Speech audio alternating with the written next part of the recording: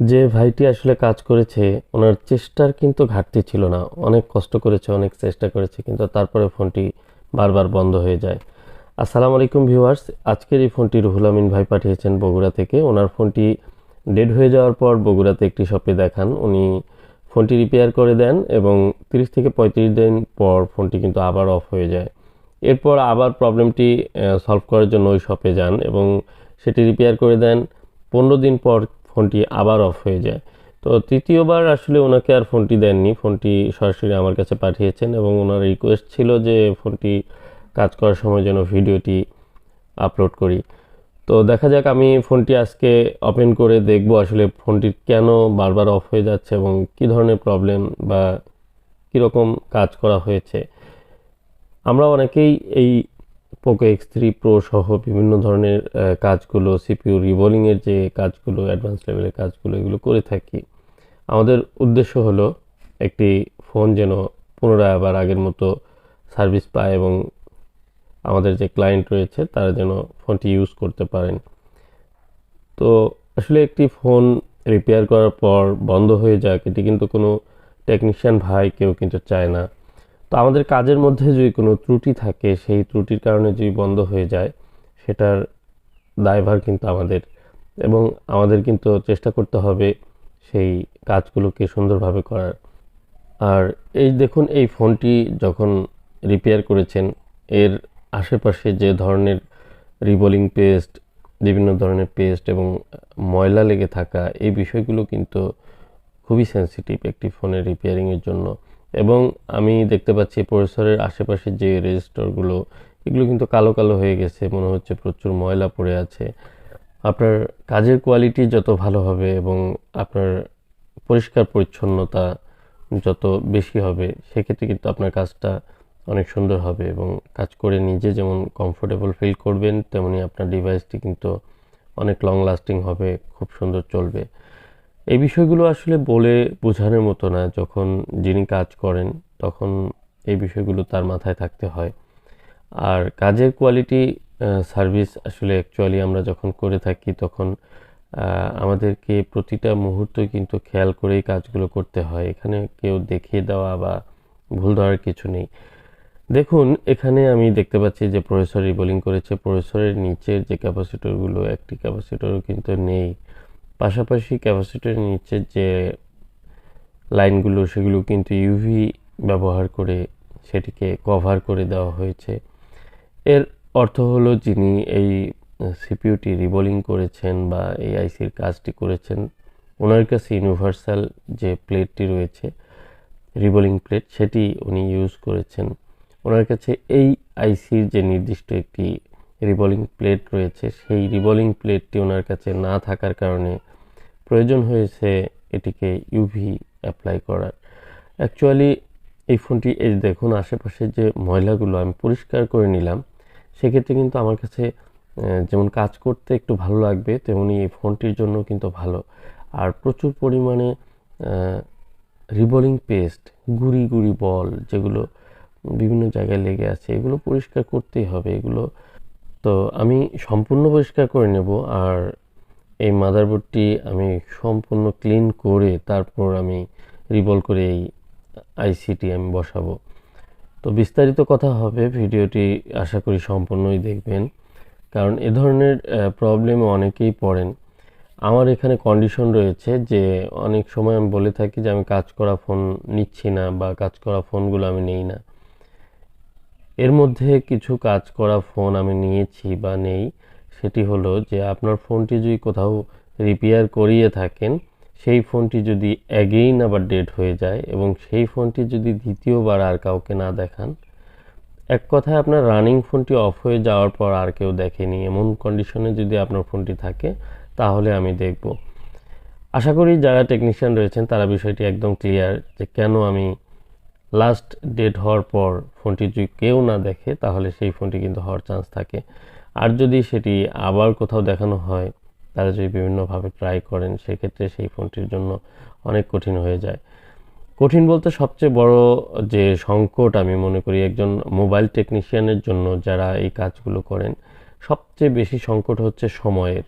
কারণ আমরা সময় পাই না। অনেক কিছুই আমরা পারি, অনেক কিছু করতে পারি, বাট সময় পাই না, বা ইচ্ছা থাকলেও সেটি সম্ভব হয় না।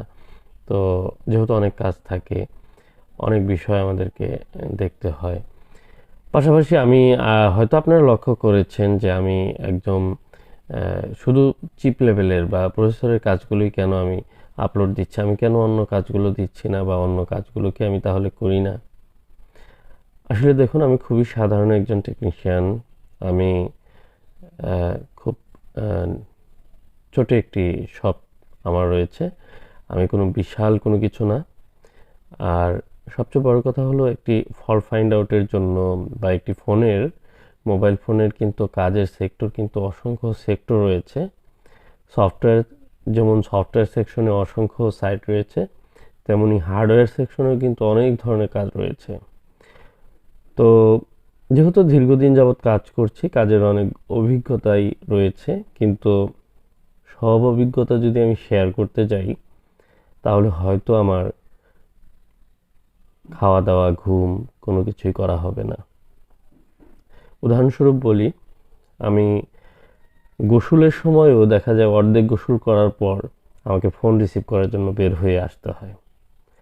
এমন একটি সিচুয়েশনে রয়েছি, বিভিন্ন ধরনের প্রশ্নর সম্মুখীন হতে হয়। বিভিন্ন টেকনিশিয়ান ভাইরা যেমন প্রশ্ন করেন, তেমনি অনেক ক্লায়েন্ট রয়েছেন, তারা ফোন করেন, বিভিন্ন প্রশ্ন করেন। একাধিকবার ফোন দিয়ে ফোন রিসিভ না করলেও সমস্যা। সব মিলিয়ে একটা চাপের মধ্যে পড়ে যায়, যে কারণে আমি জাস্ট যে কাজগুলো আমি চাচ্ছি যে এই কাজগুলো আমি করি, আপনারা এই কাজগুলোর প্রবলেম নিয়ে আমার কাছে আসতে পারেন, জাস্ট এতটুকু অ্যাক্সেস আমি দিব, যে কারণেই আমি এই কাজগুলোই কিন্তু বারবার শেয়ার করি। কারণ হচ্ছে, প্রচুর পরিমাণে মোবাইল যেগুলো প্রসেসর রিবোলিংয়ের কাজের জন্য পড়ে আছে আমাদের দেশে অনেক ফোন ডেড হচ্ছে, এবং সঠিক ট্রিটমেন্টের অভাবে কিন্তু এই ফোনগুলো প্রতিনিয়ত হাজার হাজার ফোন ডেড হওয়ার পর সেগুলো কিন্তু আবার পার্মানেন্ট ডেড হচ্ছে। মানে আমি বলবো যে এই ফোনগুলো 99% ফোন কিন্তু জাস্ট বন্ধ হয়ে এটি আপাতত ডেড হয়, যেটি রিপেয়ার করা সম্ভব। আর সেখান থেকে বিভিন্ন জায়গায় কাজ করিয়ে ট্রাই করার পর বা প্রসেসরের কাজ করার পর সেখান থেকে কিন্তু 50% বা 60% ফোন কিন্তু পার্মানেন্টলি ডেড হয়ে যাচ্ছে। মানে সেই ফোনগুলো আর ভালোভাবে ভালো জায়গায় ট্রিটমেন্ট করিয়েও কিন্তু সেই ফোনগুলো আর রিপেয়ার হবে না। আর সেজন্যই আমি মনে করি যে এই বিষয়ে মানুষকে একটু সচেতন করা প্রয়োজন, যে অ্যাডভান্স লেভেলের কাজ বা সিপিইউর কাজ অনেকেই করতে যাচ্ছেন, অনেকেই করছেন, বা অনেকে আছেন যে নতুন করে এই কাজটির মধ্যে আগ্রহ জন্ম নিয়েছে যে সিপিইউর কাজ করবেন। তো আমার কথা হলো যে একটি হাই বাজেটের ফোনে আপনারা প্রথমে প্র্যাকটিস করতে গিয়ে ফোনটি খারাপ না করে আপনারা নর্মাল বা পুরনো ফোনগুলোতে ট্রাই করুন, এবং কি হাতের অ্যাক্টিভিটিস যখন ভালো হবে তারপরে একটি ভালো ফোনে কাজ করবেন। কারণ এই ফোনগুলো 99% ফোনই কিন্তু ঠিক হয়ে যাচ্ছে। আমি বারবার একই কথা বলি যে এই ফোনগুলো ঠিক হয়, তো কেন এই ফোনগুলো যখন ঠিক না হয় তখন খুবই খারাপ লাগে, যখন ফোন আসে যে ফোনটি দেখিয়েছিলাম আর ঠিক হচ্ছে না, এখন কি আপনি একটু দেখবেন। তো তখন খুবই খারাপ লাগে, কারণ হচ্ছে যে কেন ঠিক হয়নি, যিনি কাজ করেছেন ওনার কি ভুল ছিল, এই বিষয়টি কিন্তু আমার আর খতিয়ে দেখার প্রয়োজন নেই। কারণ হচ্ছে আমি জানি যে এই ফোনগুলো ঠিক হয়, আমি কাজ করি। তো সেজন্যই সবাইকে জানাই এই বিষয়টি সতর্ক করার জন্য। আপনারা যারা এই ফোনগুলো ইউজ করেন তারা বিষয়টি অবশ্যই অনুধাবন করবেন, এবং কি অবশ্যই বিষয়টি সিরিয়াসলি নিয়ে আপনারা, যদি কোনো সময় এই প্রবলেমগুলো হবেই যারা পোকো X3 Pro ইউজ করেন, বা এখন বর্তমানে অনেক ফোন আসতেছে বাজারে যেগুলোতেও হয়তো প্রসেসরের প্রবলেম ধীরে ধীরে দেখা দিতে পারে। তো ভয়ের কোনো কারণ নেই। যদি আমাদের দেশে দক্ষ যারা টেকনিশিয়ানগুলো রয়েছেন, যারা এই প্রসেসরের কাজগুলো করছেন, তারা যদি সুন্দরভাবে এই কাজগুলোকে হ্যান্ডেল করেন, আমার মনে হয় যে যারা ফোনগুলো ইউজ করছেন তাদের কোনো ভয়ের কারণ নেই।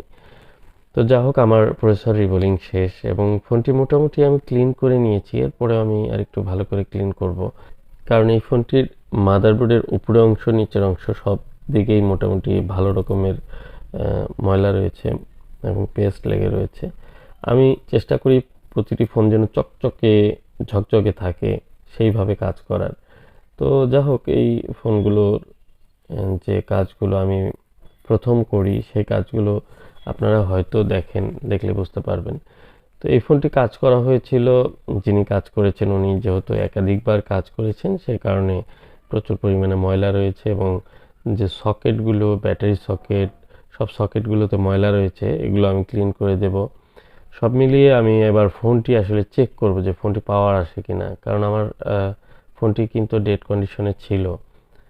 তো আমি একটু চার্জার লাগিয়ে দেখি এবং ব্যাটারি কত, ও চলে এসেছে দেখুন, এটি কিন্তু অলরেডি রান হয়ে গিয়েছে।